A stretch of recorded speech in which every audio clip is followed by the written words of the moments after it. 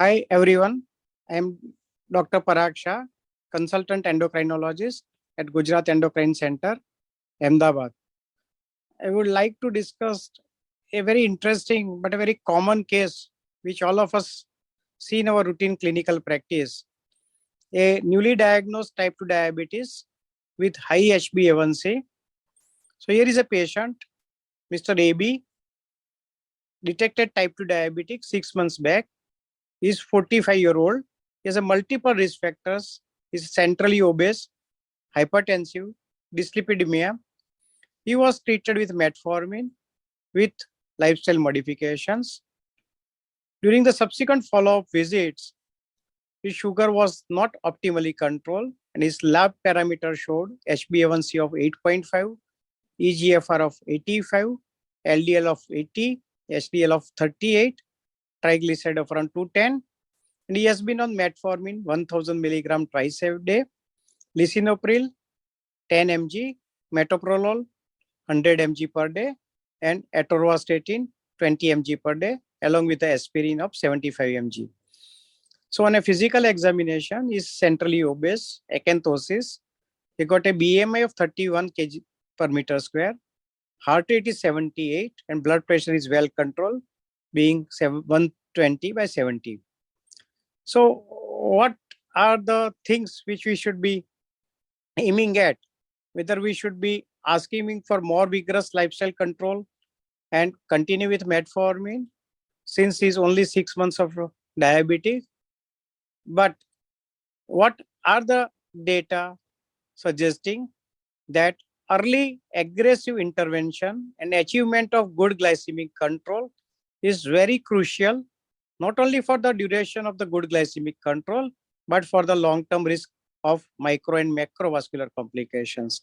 We all know landmark UKPDS and DCCT study on a type 2 and type 1 diabetic patients respectively, showing a good glycemic control during the study period of 10 years and 5 years, brought down microvascular complications significantly. But 10 and 20 years follow-up of UKPDS and DCCT study had shown that initial good glycemic control has a good legacy effects, what we call a good metabolic memory, and which translates into a long-term macrovascular complication prevention, even though after the study period was over, there was no difference into the HbA1c. Still, those who had initial good glycemic control had a less chance of micro and macrovascular complications. And there are lots of other small studies also suggesting even couple of years of good glycemic control in initial duration of type 2 diabetes has excellent micro and macrovascular complication prevention. So what we should be aiming in such young gentlemen of HbA1c of 8.5, I would be aiming not less than 6.5, but I will be aiming as low as possible without producing hypoglycemia or without producing too much of weight gain. What does the guideline suggest? If the HbA1c is above 1.5% above your target, in this individual, my target would be less than 6.5. So it is above 7.5. Here, even if you take the liberal target of 7, E7C is more than 1.5%. So there's a clear guidelines-based suggestion also that patient should be on a combination therapy. Now, questions come, why to have the early combination therapy? One, we have talked, it will translate into a good glycemic control with a protective cardio, metabolic, and microvascular preventive benefits. And second is that it will put the beta cell at rest. And we got a study with the vildagliptin showing a early glycemic control has a good beta cell preservation, and need of a up titration also in the future is significantly reduced because it is leading to the reduction into the glucotoxicity and putting beta cell at rest. Now question comes, which agents to be combined along with the metformin? Whether we should be combining any agents which will serve the purpose for bringing down the HbA1c to the target of say less than 6.5 in this gentleman, or we should have the, now we say we should achieve the A1c target without hypoglycemia and weight gain. So we want most of our patient, if possible, to have the A1C of less than 6.5 or 7 without hypoglycemia and weight gain. So you will like to give the agents which does not produce hypoglycemia, like a sulfonylureas or a insulin therapy. So among the different oral agents, which are the best agents to combine with metformin? So if the patient has A1C of more than 1.5% above the target, I would suggest the triple drug therapy right early into the course of the type 2 diabetes journey, like EMPA and LINA combinations with a complementary mode of actions and excellent pleiotropic benefits of EMPA. We all know that all type 2 diabetic patients sooner or later are ultimately are going to have the atherosclerotic cardiovascular, cerebrovascular, peripheral vascular disease. And 70 to 75% of the patients at the time of diagnosis, like this gentleman, has some comorbid condition like central obesity, dyslipidemia, hypertension, tobacco usage, family history. So all this makes the patient at a risk which is considered to be the high cardiovascular or atherosclerotic risk. So what does the guideline suggest? If the patient has established ASCVD or high risk for ASCVD or established heart failure or CKD, the drug of choice should be empagliflozin, because the empagliflozin has a reduction into the cardiovascular mortality.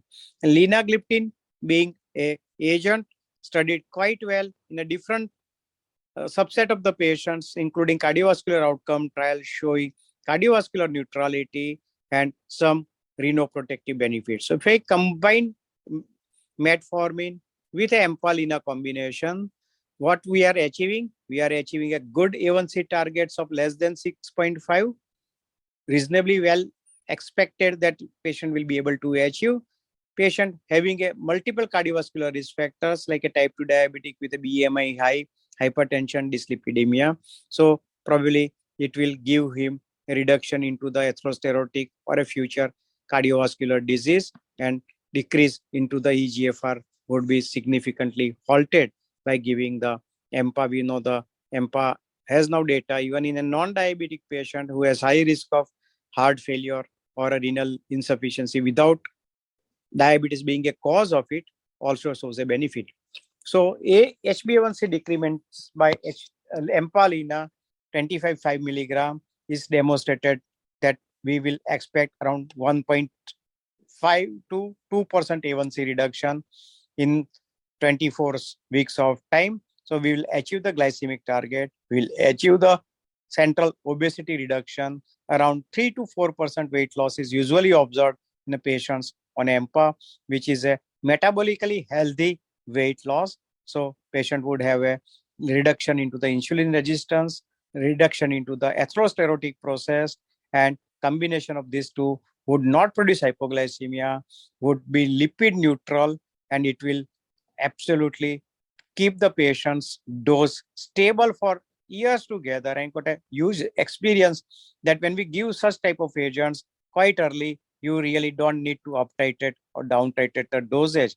So in summarizing my talk, empalina on the background of metformin provides absolute robust A1C reduction, which is 2 to 4 times higher than giving the individual agents like EMPA or LINA separately, with excellent cardio metabolic renal benefits. So in such type of the patients, I think this is a case where we would be aiming for A1C of less than 6.5 and if possible less than 6%, and which can be achieved with empalina combinations along with the metformin.